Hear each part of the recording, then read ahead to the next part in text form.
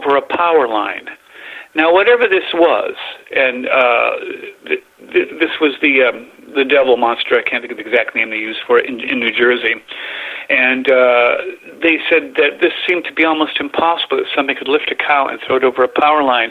They said the only way you could have done it is with a crane, and who in the right mind would have gone to such extremes to try to do that, especially with the threat of electrocution with a crane, trying to put an animal that's basically a wet sack of meat on top of a live power line. There is a problem, though. According to the laws of physics, these things should not be able to fly. No, that's the whole thing. How could they? But they seem to have magical powers.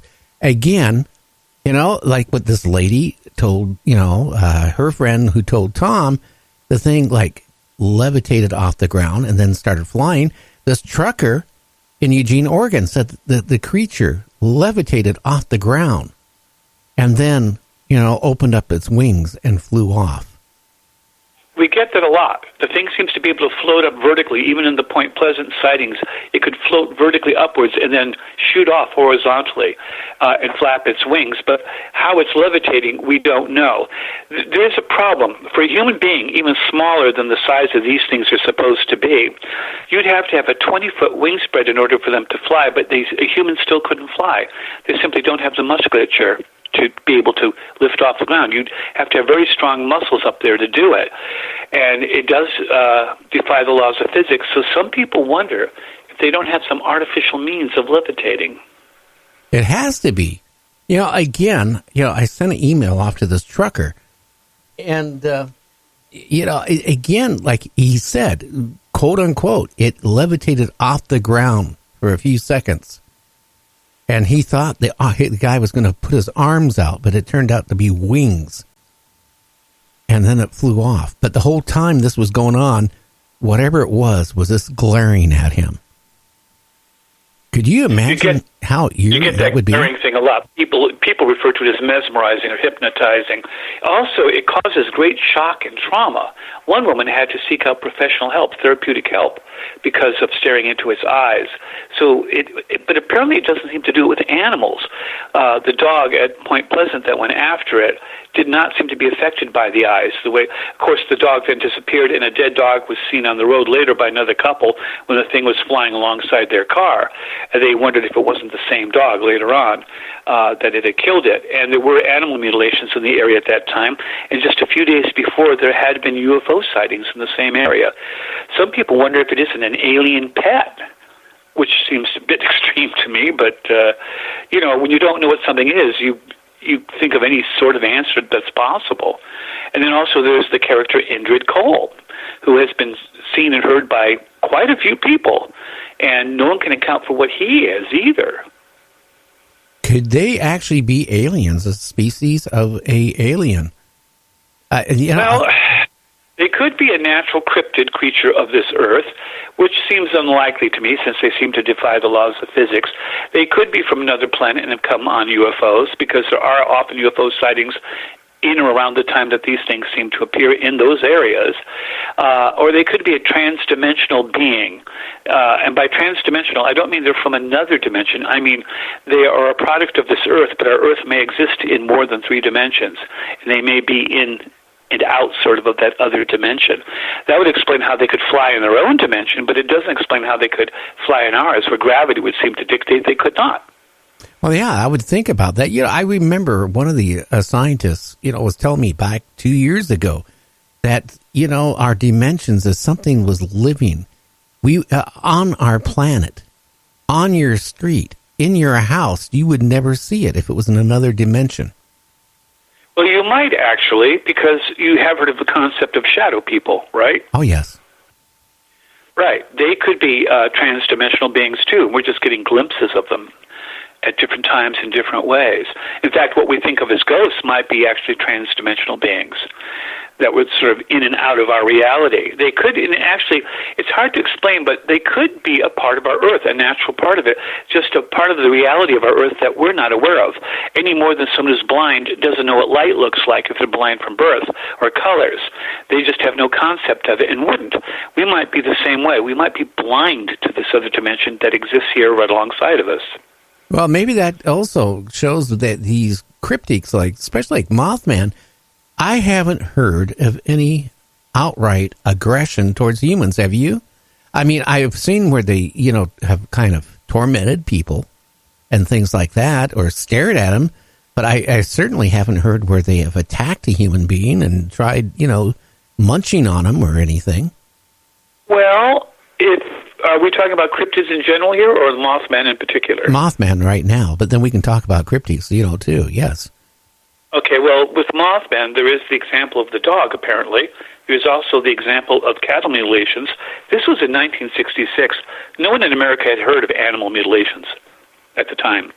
So when these occurred just 3 days before, no one understood what it was or what it was about. So it wasn't as if, now we all know what animal mutilations are in crop circles, but in 1966, no, it was not common. No one had heard of it. I hadn't heard of it, and I was really into this stuff even back then as a kid. So, and then you have that cow thrown over a power line, and then, of course, you have disappearing people. Oh, yeah, boy, do we. Parks and things where the case of the one kid I mentioned, I think, on your show one time, where he's sent out to the well for water, it's snowing, and he walks out there, you see the tracks clearly, and then they just stop, and there's no other tracks around him. But it was as if he was lifted up off the ground and just disappeared forever. Mothman? Maybe, or something. Then when you get into it, if you talk about cattle mutilations, then how about the human mutilations? Could that mean then they could be aggressive towards humans then? Well, in the case of the one in Sao Paulo, Brazil, it looked as if the body had just been dropped there. We assume it's from a UFO, but maybe it was a Mothman, just picking people off at random. They always seem to be seen in lonely spots away from downtown areas usually, although people have claimed that they could see it buzzing the Twin Towers just before they were destroyed. And others, two people claimed they saw it in Fukushima just a few nights before the tsunami, and the plant had a meltdown. And so it does seem to be a harbinger of death. And it goes back a long ways. I mean, the Greeks had a god, Thanatos, and he looked like a human Mothman. You had Era of the Sumerians. You had the one of the Assyrians, and I always try to pronounce that name and I always have a hard time with it, Pazuzu, I guess it's called. And then there's the Kiva Mothman in Chihuahua, Mexico. There's the Thunderbird in the history of Native Americans in the western area and in the eastern area. There is Shinigami in Japanese legend. It was the god or messenger of death. And again, the depictions of him look very like the Mothman. And don't forget, in our own Bible, the Old Testament, we have the angel of death. Oh, we sure do. The harbinger of death. Now, I just got an email, or I should say through Messenger. Could these Mothman and some of these cryptids be coming from the inner earth? There's talk about there could be life in the, underground. Is that possible? Well, the Mothman in Point Pleasant was sighted near the old what they called the TNT area. It was an old ammunition dump from World War II that the government used and then abandoned. And there was a lot of places that were underground there, bunkers and things. There's also cases in Georgia and in Mexico where the thing was seen near caves. So I'm not going to rule it out. Yeah, that's interesting, too, because I think is it in Arizona, I'm thinking, too, there's something, but not like the Mothman, but creatures that, like humanoid with wings that have been sighted, coming out of caves and flying and stuff like that. So I don't know. Well, there is Thunderbird, and the Thunderbird is supposedly depicted as having leathery wings. Now, is the Thunderbird a version of the Mothman? Are we all looking at the same thing and just describing it differently? The ancient Greeks under Alexander the Great described them as silver flying shields. Well, they didn't have cups and saucers back then, certainly not saucers, so they didn't use the term flying saucer, so instead it was flying shields because they were silver and shield-like in nature. But then we say flying saucer because they are saucer-shaped, and we had saucers. But if you don't have that implement, you don't describe it that way. So are we all describing the Mothman the same way based on our own cultures? And that's why there are some discrepancies. But there are also some amazing similarities. Always the red glowing eyes, always the mesmerizing look, always the ability to seem to levitate from the ground and just hover, then shoot off sideways horizontally. I mean, and always the creature seems to be quite large. In England, in Cornwall, and I went there to check it out, they had something they called the Owlman, who was described very much the same way. And the thing was seen in or something very like it was seen in a cemetery, an old cemetery, sprawling one near London. And the same thing there, and only there they described it as the vampire creature, the Highgate vampire. Well, at the time, in the 60s, the Hammer movies, the horror movies, were very, very popular, and they're all about vampires. So, of course, the media dubbed it the Highgate vampire because it was a tall, dark, shadowy figure with mesmerizing eyes. But again, it had the red glowing eyes. It flew from a church steeple not far from the cemetery. It was seen around the cemetery, and it was seen by lots of people at different times. It actually caused quite a panic. And it had a high-pitched squeal. Now, we hear that constantly, too, that it sounds like a tape recording being played at high speed with squeaks and pipping noises and other noises and squeals. So is this the creature's wings that we're hearing, or its flying device, or is it actually making these noises itself vocally? That is really interesting. I can say one thing, too. If you got 10 people in line that saw, a Mothman or a cryptic, or a UFO even, you know what? You're going to get a different description virtually off of, the basic might be there, but they're all going to vary because what happens, your mind is not prepared to see it, number one. So if you saw a Mothman, for example, your mind first is going to be, oh, hey, it's a guy dressed up in a costume. That's what this trucker thought. Then he realized it wasn't.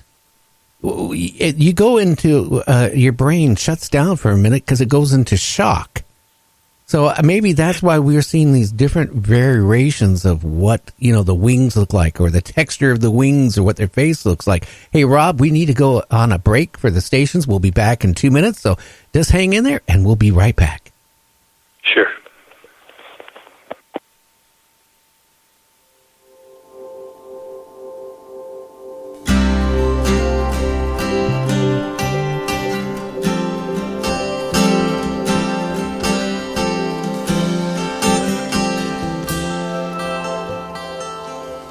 You and I were living in the strangest of times on my hill, watching while the cities rise from the cleft that we left when the sun beat it down into the valley. Living in the strangest of times, you and me, watching while the cities rise and fall like rain.